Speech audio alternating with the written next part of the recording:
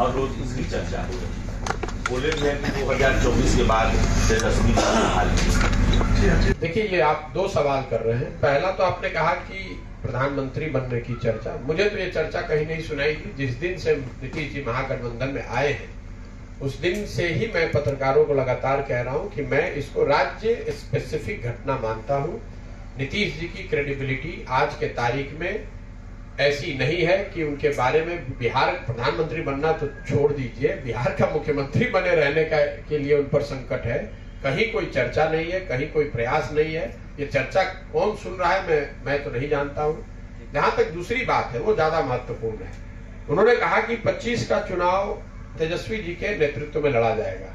तो मेरी मांग ये है, मेरा सुझाव भी ये है कि भाई 25 तक इंतजार करने की जरूरत क्या है। आज जो गठबंधन है उसमें आरजेडी सबसे बड़ा दल है, तो नीतीश कुमार जी को अभी ही तेजस्वी जी को मुख्यमंत्री बना देना चाहिए ताकि वो 3 साल उनके पास काम करने का अवसर रहे और जनता के पास भी अवसर होगा कि वो देख पाएगी कि 3 वर्ष में तेजस्वी यादव ने कितना बढ़िया काम किया, ताकि जब उनके नेतृत्व में चुनाव हो तो जनता उनके कामकाज के आधार पर, उनके 3 साल के परफॉर्मेंस के आधार पर वोट कर सके। अभी तक जो हम लोग देख रहे हैं तेजस्वी जी का जो परफॉर्मेंस है, जिसके नेतृत्व में महागठबंधन चुनाव नीतीश जी के शब्दों में लड़ने वाला है, साहब ने ये कहा था कि मैं जब आऊंगा सरकार में तो पहली कैबिनेट में एक कलम साइन, पहला जो डिसीजन साइन करूंगा वो 10 लाख लड़कों के नौकरी का है। अब पिछले 3 महीने से ज्यादा से कैबिनेट में हैं और कई कैबिनेट में कई सिग्नेचर भी किए होंगे कैबिनेट के डिसीजन पे। मैं ये सोच रहा हूं कि 10 लाख नौकरी वाला जो डिसीजन था, मतलब कलम टूट गई है या स्याही सूख गई है, ये तो नीतीश जी और तेजस्वी यादव ही बताएंगे। लेकिन हम लोगों ने ये जरूर देखा कि लड़कों को टीईटी और सीटेट के पास किए हुए लड़कों को डाक बंगला चौराहे पर दौड़ा दौड़ा कर मारा गया। अगर आप 10 लाख लोगों को नौकरी देने की बात कर रहे हैं तो इससे आसान तो कोई तरीका ही नहीं है। बिहार में शिक्षकों की भारी कमी है और सीटेट और टीईटी और सीटेट पास किए हुए लोग जो है वो बैठे हुए हैं, वो क्वालिफाई किए हुए हैं। आप उनको एक कलम से उनको नौकरी दे सकते हैं। तो और आपने चुनाव से पहले वादा भी किया था, तो अब उनको दे के दिखा दीजिए। देखिए, ये झूठे वादे करना और लोगों को भ्रम में डालकर वोट लेना, इनकी ये पुरानी फितरत है। अब बिहार में सबसे ज्यादा हालत जो खराब है, ग्रामीण सड़कों की हालत खराब है। तो ग्रामीण सड़क मंत्री कौन है? ग्रामीण कार्य मंत्री तेजस्वी यादव है। ग्रामीण सड़क मंत्री कौन है? ग्रामीण कार्य मंत्री तेजस्वी यादव है। स्वास्थ्य व्यवस्था बिल्कुल खराब है, तो स्वास्थ्य मंत्री कौन है? तेजस्वी यादव है। शिक्षा व्यवस्था, आप लोग रोज कह रहे हैं कि शिक्षा व्यवस्था बिहार में ध्वस्त है, तो शिक्षा मंत्री आरजेडी का मंत्री चंद्रशेखर जी है। तो मुख्यमंत्री बन जाए, प्रधानमंत्री के चेहरा बन जाए, वो तो नीतीश कुमार का मतलब ऐसा है कि बिहार कोई नीतीश कुमार की जागीर थोड़ी ना है जिसको अपना चेहरा बनाना है दल का बना दे।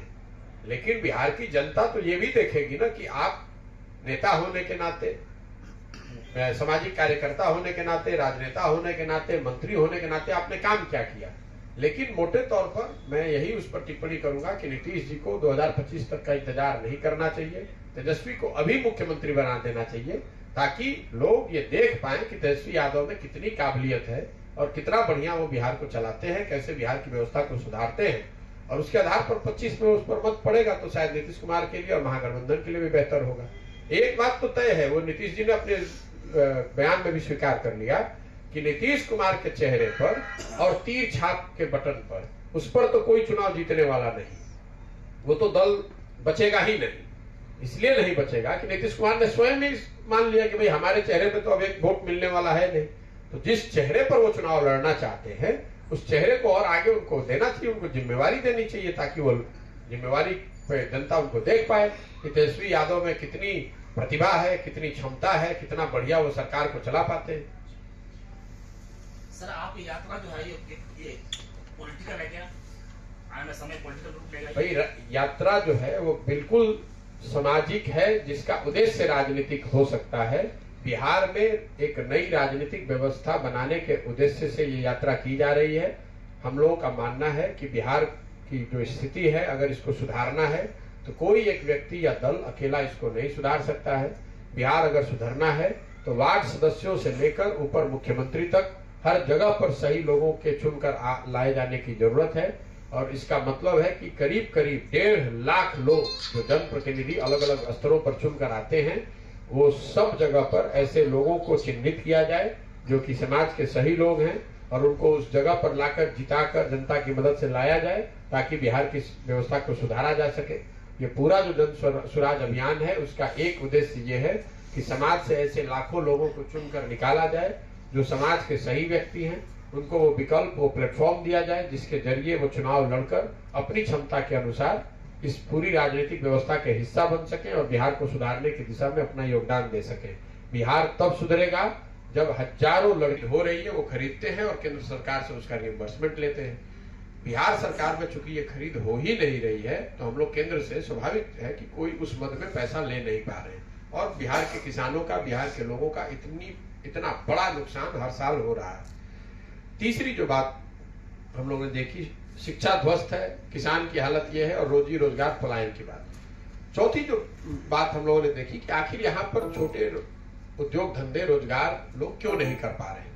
कोई व्यक्ति है जो मान लीजिए कि उसको बाल काटने की ट्रेनिंग है, वो बार्बर है, हजाम, वो बाहर जाकर मजदूर के तौर पर या नौकरी के तौर पर 10,000, 8,000 बॉम्बे, दिल्ली या कहीं बड़े शहर में जाकर हजाम का काम कर रहा है, लेकिन वो अपने यहाँ सैलून नहीं लगा पा रहा है। उसकी एक बड़ी वजह यह है, बिहार में हम लोग को लगता है कि उद्योग धंधे, अगर कोई उद्योग धंधों से हम लोग का लेना देना होता है कि चीनी मिल चालू हुआ कि नहीं, चॉकलेट फैक्ट्री है कि नहीं, वो तो एक पहलू है।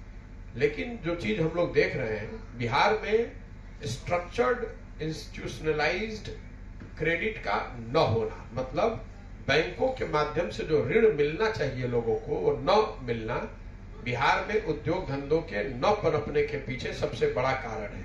और इसकी चर्चा पत्रकारों से कहीं पर कोई करता नहीं है, इसलिए मैं आपका समय 2 मिनट लूंगा इसको समझाने के लिए।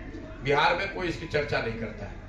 देखिए, जो बैंकिंग व्यवस्था पूरे देश में है, बैंक का काम यह है कि वो लोगों से डिपॉजिट लेते हैं, और वो लोग जो रिस्क लेने वाले हैं, जो रोजी रोजगार व्यापार करना चाहते हैं, वो बैंकों से ऋण लेते हैं। बैंकों का यही धंधा है। जो 100 रुपए बैंक जमा करते हैं, उसके मुकाबले वो ज्यादातर पैसा लोगों को ऋण में देते हैं ताकि लोग रोजगार कर सके, और उनसे बैंकों की अपनी कमाई भी होती है। देश के स्तर पर ये आंकड़ा है 70%, मतलब बैंकों में जितना पैसा जमा होता है उसका करीब करीब 70% पैसा बैंक ऋण के तौर पर, सीधे तौर पर लोगों को देते हैं रोजगार धंधे व्यापार के लिए। बिहार में ये आंकड़ा है आज 40%। इसका असर क्या हो रहा है मैं आपको ये बताना चाहता हूं। पिछले साल बिहार की गरीब जनता ने बिहार के बैंकों में 4.5 लाख करोड़ रुपया जमा कराया। 4,21,000 टू बी प्रिसाइज, इसमें ग्रामीण बैंक शामिल नहीं है। जो नेशनलाइज्ड और प्राइवेट बैंक हैं, उसमें बिहार की जनता ने 4,21,000 करोड़ रुपया जमा कराया।